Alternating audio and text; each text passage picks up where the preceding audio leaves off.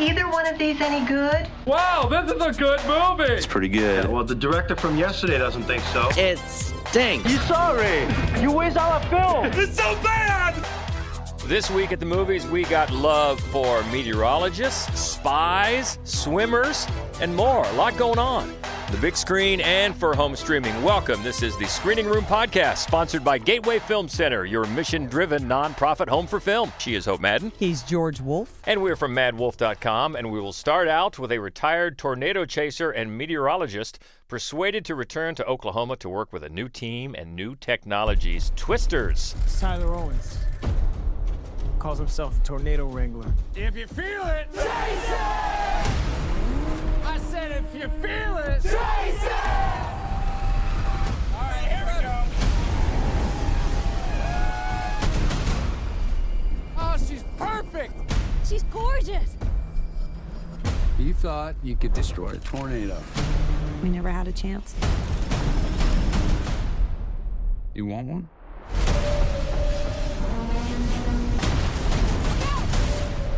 You don't face your fears.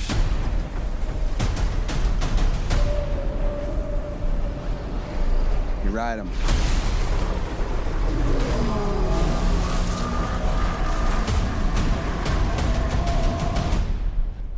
We got twins! Twins!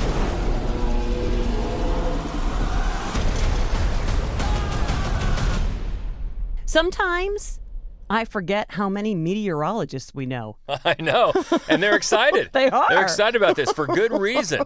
Yeah, because there's couple surprising things about this movie. Number one, it is not a direct sequel to the 1996 film with Helen Hunt and Bill Paxton. Right. I just kind of assumed it was, and I'm talking to a lot of people. A lot of people assume it was. Yeah, or is. you thought that like maybe somebody's son or somebody's daughter or something like that is one of the new generation of storm catchers. Not the case. Not the case. And also, it was directed by Lee Isaac Chung, who's just coming off a big success with Minari. Yeah. And just, you watch Minari and you don't think, well, there's an action director just waiting to happen. But that's okay. Yeah. You know, multi-talented. And there definitely are some good action sequences here. It's really the biggest calling card of the movie. Mm-hmm. And as we said, it's updated with... not anybody directly related to characters from the first one. The only thing they do mention in the early going, they mention the old technology, the old tracking system. Right? Dorothy, yeah, that they used back then. And, of course, now they have much more sophisticated tracking systems. And as the synopsis said there, you end up having two competing teams with, at least at the beginning, two different schools of thought on this activity. Right. You've got your scientists, right, who led up by Anthony Ramos, and they are trying to just gather data on the storms.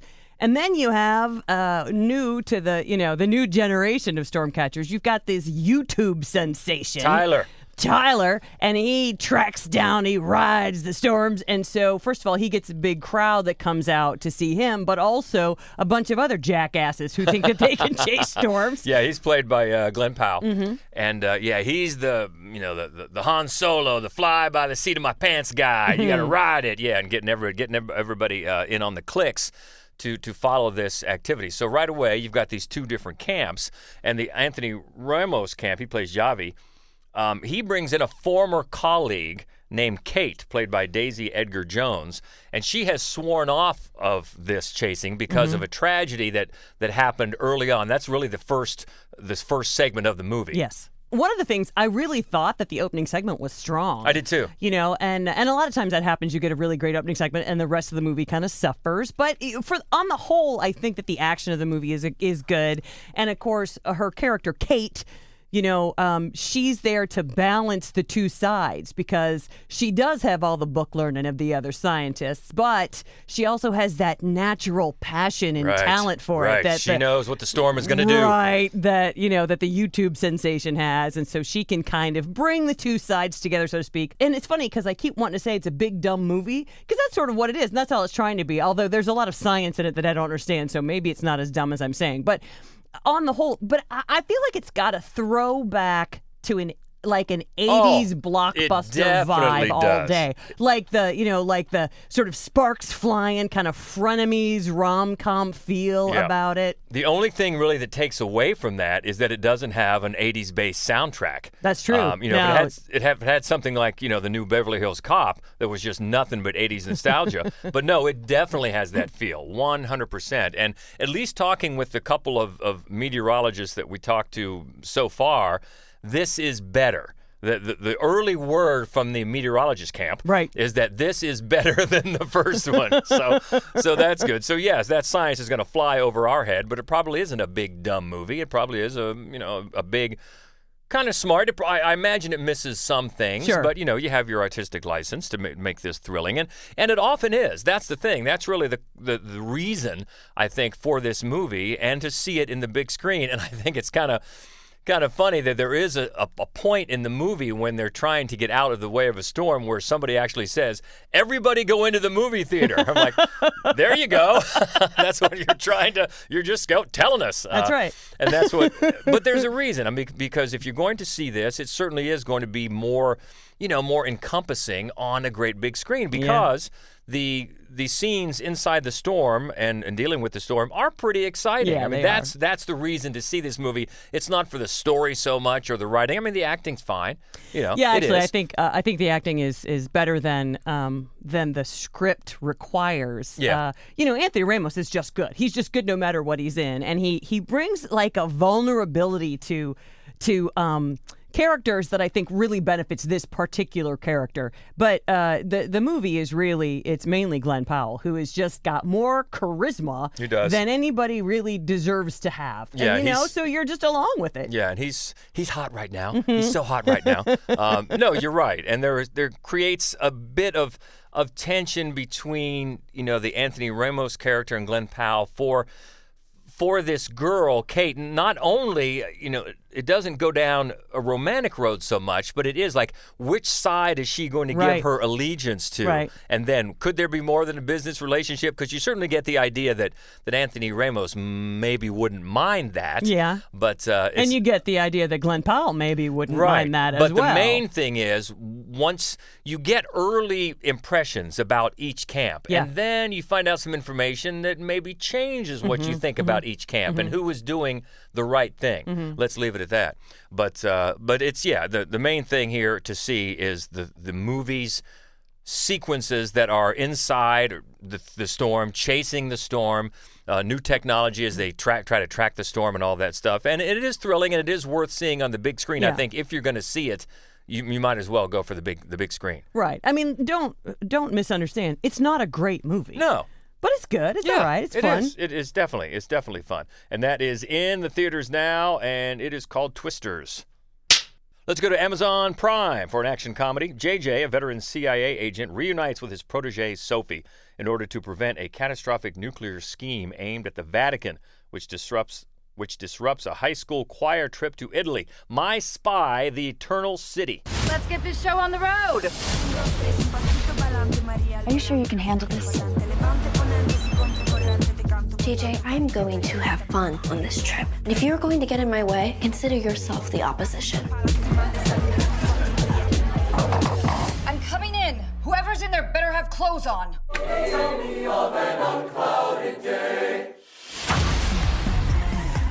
Get in. There is a bomb under the Vatican. I need my #1 bull elephant heading this mission. On it! Damn. Punch it, Chewie. We have to stop this bomb from going off.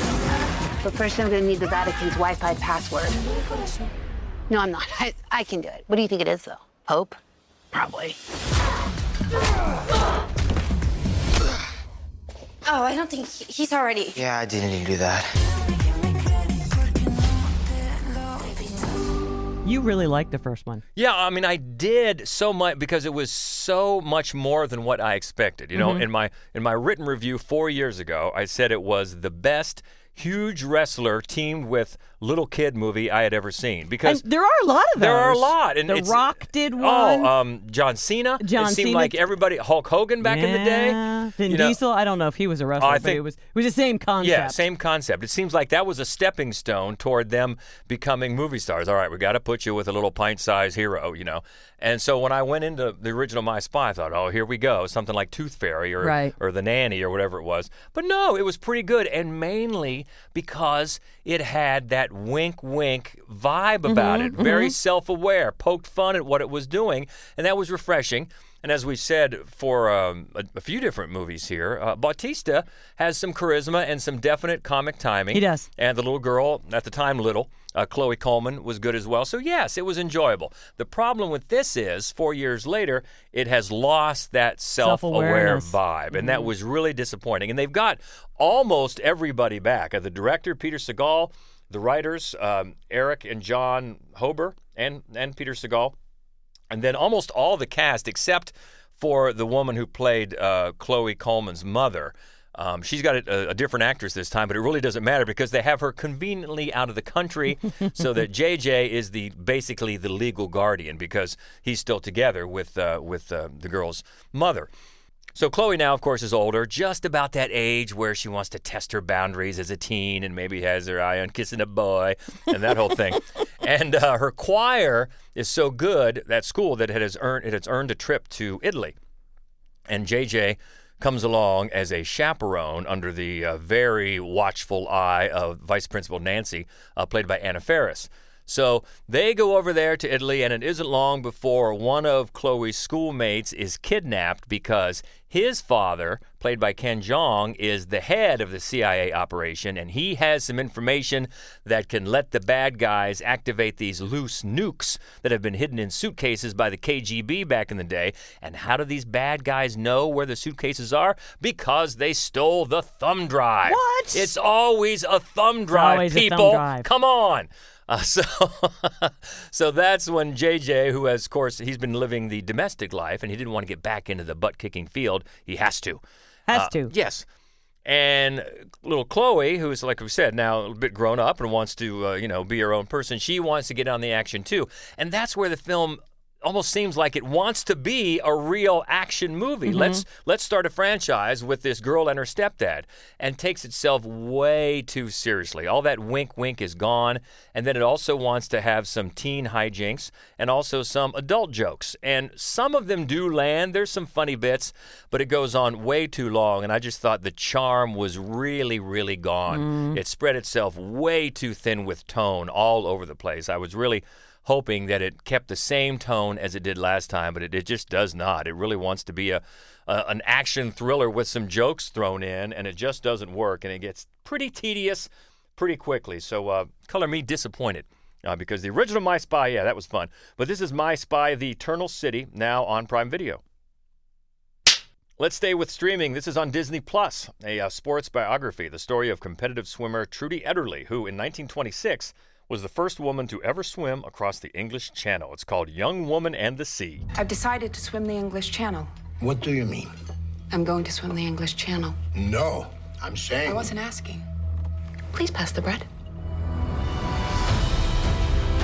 A woman? She won't get past the 7th male. I believe she'll die in that water. You know, most men believe that we're too weak to compete. And what if I make it? Then they got a serious problem. I need you to promise me something. Don't let anyone take me out of the water, no matter what. 6 miles in. She's slowing down. They don't want us to be heroes. They don't want us to be anything.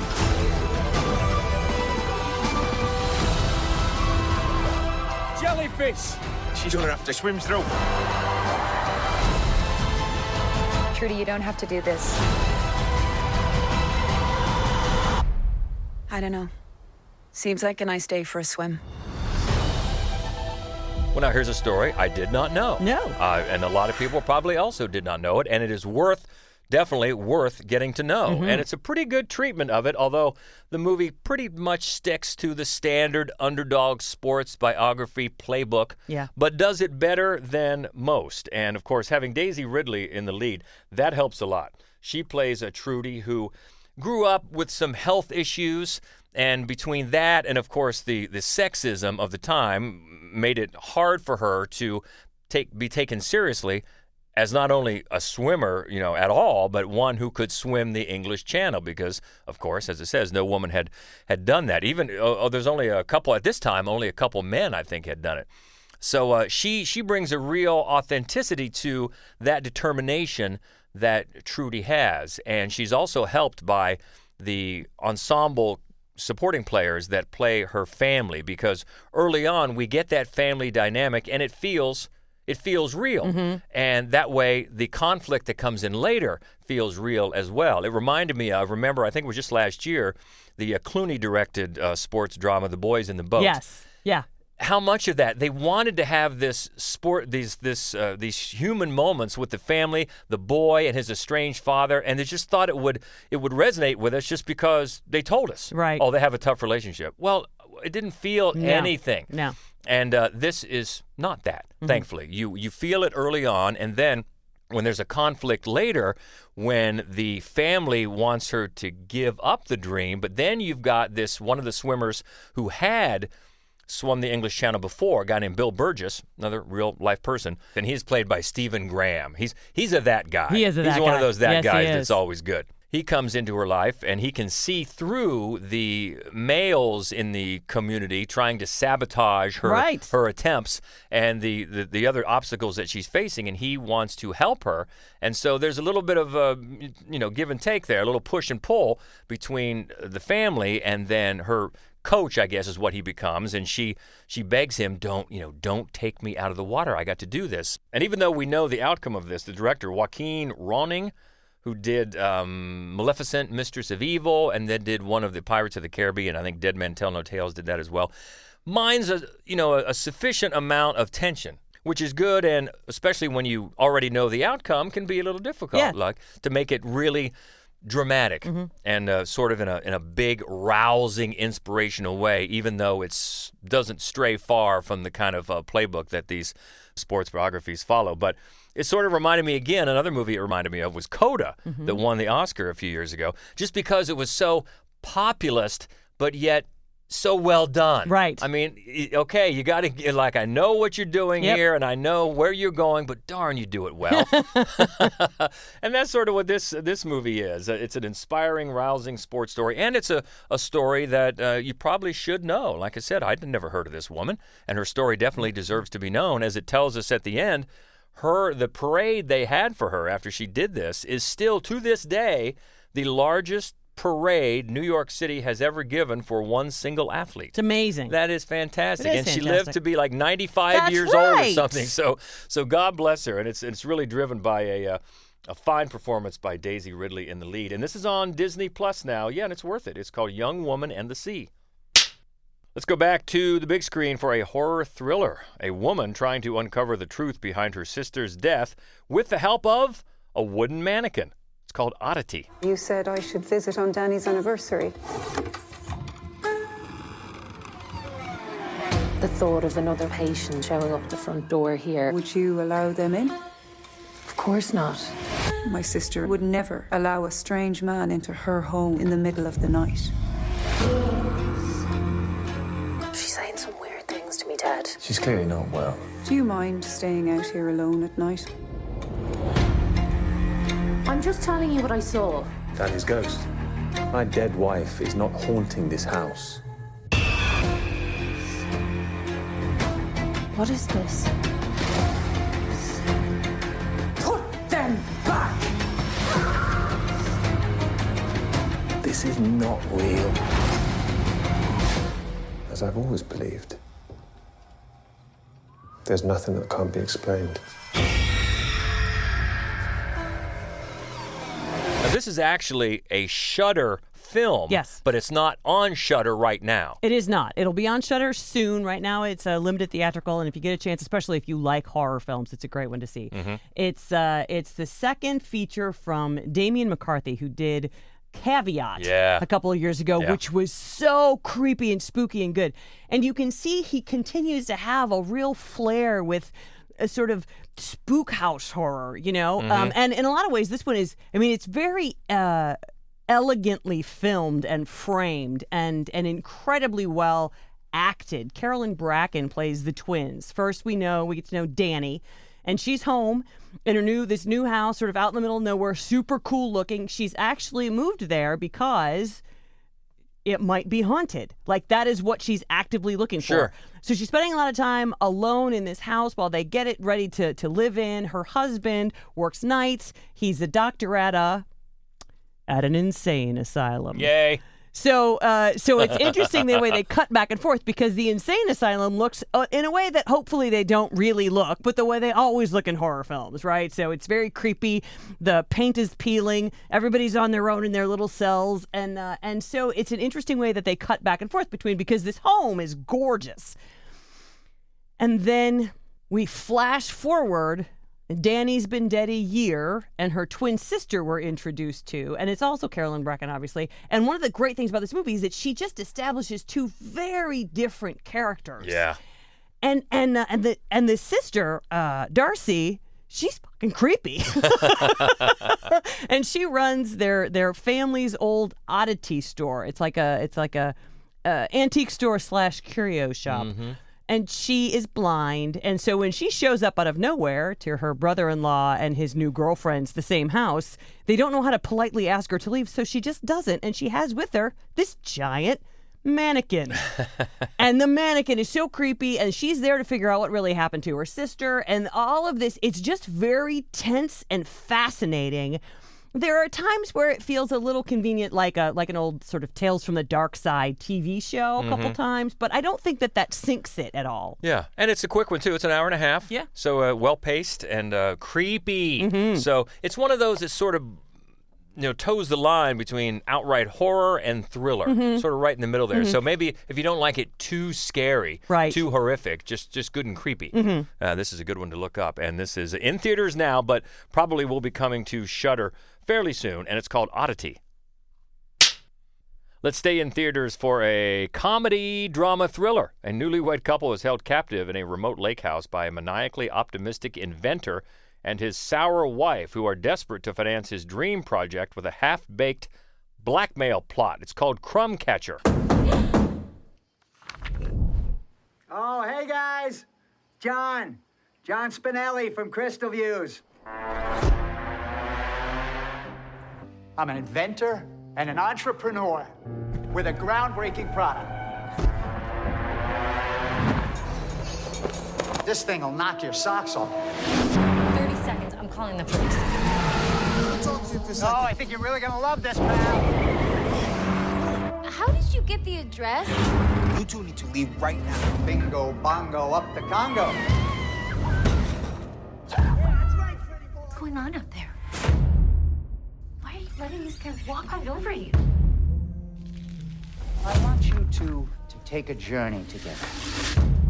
A journey into the future. So who wants to try first? This is the directorial debut from Chris Scotch-Dople. He co-wrote this with Larry Fessenden. All right. As well as one of the stars, Rigo Gary. And it is very uncomfortable. It's really well constructed. It's very well acted. I think the framing, the action, the sort of still moments, really well put together. We open on a couple at their wedding reception. And we meet as they're leaving the next morning to go on their honeymoon, which they're just going to stay at her boss's gorgeous cabin that's all full of art and is out in the middle of nowhere. But we meet this waiter who is apologizing that they lost the cake topper. And she says to her husband, "Don't talk to him. You'll never get out of it." And you think to yourself right away, as of course her husband politely does talk to him, because what else are you going to do? You're like, I've been in this situation. This is a terrible situation. You know this guy. He's never going to stop talking. You don't know how to get yourself out of the situation. Well, guess who shows up at the cabin? And it turns into like this comedy of manners and home invasion film at the same time. And then the longer it goes on, it becomes so absurd that you almost think, oh, I've given up. And then it takes a turn, and you're like, I've not given up. I'm still on the edge of my seat. I was really impressed by this movie. Yeah, and we should give credit to the guy that plays the maniacal inventor, John Spiridakos. Boy, there's some names involved in this movie. There are. But he's just perfect. He is just perfect. Because you feel bad for him at first. You want to sort of be nice to him out of pity. And then eventually you realize, no. You know what I mean? Yeah. He is just pitch perfect. Now, I know these types of movies are too much for some people. Yes. In fact, Brandon, who writes for us at madwolf.com, he's very free with the fact that I'm out on these either horror of manners, say something like a Funny Games or something like that, just not his bag. So some people are like that. Yeah. And this is not as brutal as Funny Games. Oh my God, no. But it's incredibly uncomfortable. Yeah, in that way. So just know that. But if you're in for it, I think you're gonna like that a lot, and that is called Crumb Catcher. Let's go back to theaters for another historical biography drama. The story behind the Veuve Clicquot champagne family and business that began in the late 18th century, the Widow Clicquot. I do admire you trying to run things as you want, as a woman would. If we lose these first shoots to frost, we lose the harvest. No one can fall asleep. A woman is not capable of running this vineyard. When I have proceeds, I will send them to you. A woman is forbidden to run a business under the law. Her vineyard should be placed in the hands of an experienced executor. Was this the plan all along? No, madame. It never occurred to them you would succeed. No one can sell abroad due to Napoleon's embargoes against his enemies. I want to stay ahead of him. Of Napoleon? So you're a criminal at heart? Human beings are compelled to create, to lay down our lives, however best we can. It is so that we might uncover the secrets of ourselves. And that with any luck, 100 years from now, someone will know that we were here. Back in the day when I was a bartender, we sold Veuve Clicquot, and it was the most expensive bottle that we had. I had never heard of it. I'm not a champagne guy. I'd never heard of it. I don't care for it, but I just would always like when somebody bought it because it gave the very high check average. They would get the Veuve Clicquot. And I didn't know the story behind it, and it is a fascinating story, and Haley Bennett is very, very good, as she always is. And it's the story of how, in fact, Veuve Clicquot took off and became prosperous because of this woman who refused to let her husband's dreams die with him. And I think it works best when the problem with it is that there are a lot of flashbacks to her relationship with her late husband, and then flash forward to what is present day, her struggles to keep this dream afloat. And the sexism that she faces, and how she navigates that. I think she's really, really good. Most of the cast is really, really good. I just feel like when it goes back and forth in time, a lot of that, it gives you a sense of what the relationship was like, but it doesn't feel like it adds to the actual story being told. It almost feels like a separate film entirely.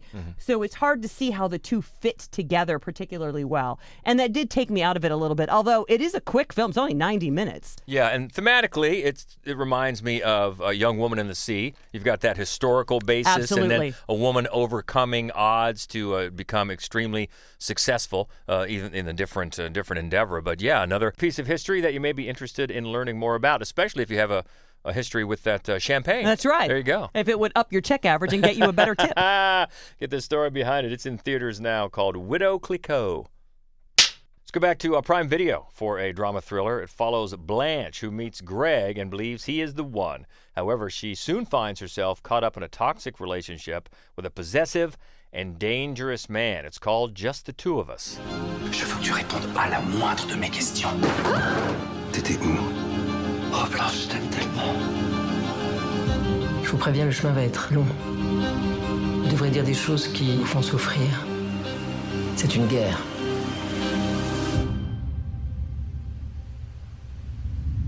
Well, that is the English title. This is a French film from co-writer and director Valerie Donzelli. And you can find the full review from Eva Frazier at madwolf.com. And she liked it with the with the warning, I guess, if these sorts of stories of toxic relationships are something that might trigger you, you might want to approach with caution. Because of how realistically it's told, which is not to say brutally, and it's not to say, exploitatively, but simply the performances are so good, it's so well written and well directed, you really feel what's happening.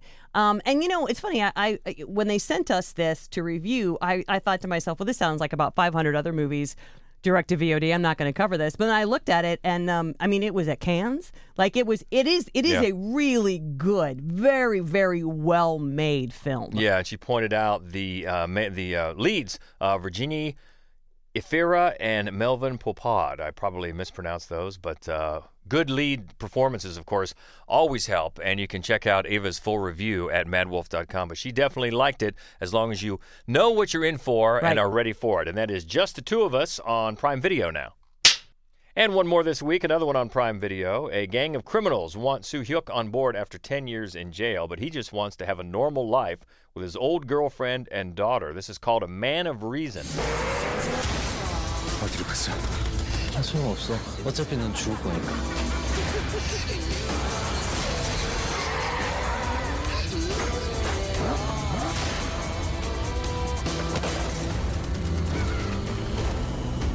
저 그냥 평범하게만 살게 해주세요.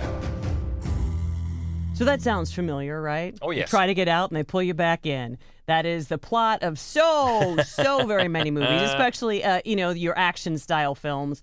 You know that you can't be an assassin and get out of it later on. And it is a pretty predictable film. Rachel Willis reviewed this one for us at madwolf.com, but it's just executed quite well. It's very competently made. The action is very competently made. The actors are all quite good at what they do. So even though you're not going to be surprised by any of the turns of event, if you do like this kind of a film, it's a very solid entry. The co-writer and director is Young Woo-sung. And again, this is on Prime Video. Check out Rachel's full review at madwolf.com. It's called A Man of Reason. Let's all go to the lobby. Let's all go to the lobby. Let's all go to the lobby. Checking back in with Daniel Baldwin, a.k.a. the Schlocketeer, in the lobby for the latest studio news and notes. What are you thinking? What are you seeing? Well, first off, I have a correction. I was wrong. Gladiator 2 and Wicked Part 1 do both come out in the U.S. on November 22nd. Okay. The UK is getting Gladiator a week earlier on the 15th, so there's where my confusion came in. Okay, so we can expect that they're still going to be angling for a new kind of Barbenheimer. Yeah, maybe it'll be There's No Place Like Rome. You might have something there. Moving on, Selma is now available on VOD. Love Lies Bleeding is now available on Max, and Land of Bad is available on Netflix. So okay. Weekend triple feature there. Yes. Bad Boys Ride or Die will arrive on premium VOD on July 23rd. It's unlikely to hit Netflix before September, October, so I guess people can bear that in mind when deciding whether or not to still see it in theaters. Mm-hmm. Tarot will be available to stream on Netflix beginning August 1st. And then moving into fall, Paramount has locked in a September 27th premiere for Apartment 7A, which is the prequel to Rosemary's Baby and hails from director Natalie Erica James, who previously did 2020's Relic, which was really good. It was really good. And yeah, we got to interview her as part of Nightmares Film Festival that year, so looking forward to it. So am I. Horror sequel The Platform 2 will premiere on Netflix on October 4th. And then Sony Picture Classics has set an October 6th theatrical release for their Saoirse Ronan starring drama The Outrun. And coming into the end of the year, Briarcliff Entertainment will release Stephen C. Miller's new film Werewolves in a limited theatrical release on December 6th. That stars Frank Grillo, showcases all practical effects work, and the logline is The Purge with Werewolves. Yeah, Grillo. Let's go. And then we've got some date announcements beyond this year. Warner Brothers has set a September 5th, 2025 theatrical release for The Conjuring 4, which is expected to be the final installment in the main series, although further spin-offs and some sort of TV series are still expected to come along. Sure. So, last big screen one, but still more coming anyway. Mm-hmm. And then Focus Features has set a November 7th, 2025 theatrical release for Yorgos Lanthimos' sci-fi comedy Begonia, which stars Emma Stone and Jesse Plemons, is produced by Ari Aster, and is a remake of the 2003 South Korean film Save the Green Planet. Okay, I'm in. And then finally, what everyone's been waiting for, Universal and DreamWorks has set a July 1st, 2026 theatrical release for Shrek 5. Oh, they're all back together, huh? Gang's back in. Yep. All right, we will see. You can always check out the latest news and stay up to date with Daniel on the socials at the Schlocketeer. Have a great weekend. Hey, you too. Thanks for having me. Got a big one coming out next week. A lot of people looking forward to Deadpool and Wolverine. Also, Starvaker. The Fabulous Four. Midnight Taxi. And The Beast Within. So not a lot of quantity next week, but hopefully some quality. We'll find out about those then. Well, what about now? What about the big ones this week? Twister, or My Spy 2, or some of the streamers? Let us know what you think. We always love to keep the conversation going. You can easily find us on Facebook, on Instagram, at Mad Wolf Columbus, on Threads as well. And, of course, the main website where you can find our written reviews and our other podcast, our horror movie-only podcast called Fright Club, all there at madwolf.com. So have a great week. Keep in touch. We'll talk again next week. And until then, she is Hope Madden. He's George Wolf. And this is the Screening Room Podcast. See ya. I do wish we could chat longer, but I'm having an old friend for dinner. Bye. Okay, everybody, that's a wrap.